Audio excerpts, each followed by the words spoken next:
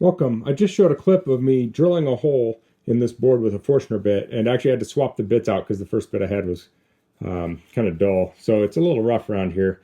Ideally, you want to use a better bit. But the problem a lot of people have with Forstner bits is it leaves this little dimple in the middle, and you can file it down to get rid of it. But another thing you can do is to use a router. I like to use a palm router, and you can use what's called a Dado Clean Out Bit. So this is a shallow bit with the bearing on the shaft side here. So this rides against the edge, and this does the cutting. And I'll put a link in the description to some of these, and if you buy using that link, it helps me out a little bit and doesn't cost you anything extra. I know Amanda makes one that's very narrow, which would work good for shallow holes. So I have this here. This is probably kind of hard to see, but I've adjusted this so this bearing will ride along the outside edge of this, and it will cut the bottom. And looks like here I'm taking, I don't know, about 16th or 8th of a cut. It's hard to say there. So I'll cut this out and I'll show you the result. So when you're doing this, you want to make sure you're going the right direction. There's an arrow on this router base. It's really hard to see.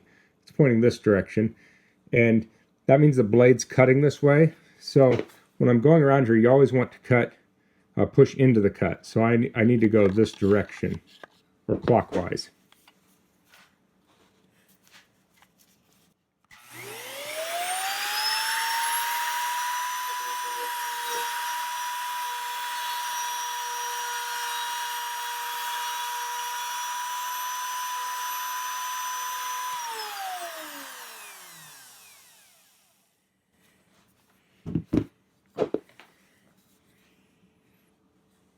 So there we go. I need to go just a little bit deeper on there to get the whole thing.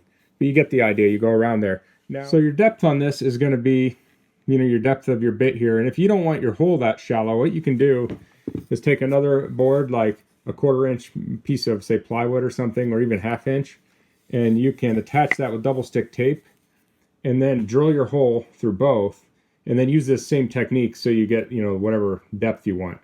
So you could even potentially take like a hole saw. So if you had like a 2-inch hole saw, you could drill through your, say, masonite or 1/2 inch plywood, drill that hole, sand it smooth, and then double stick tape it.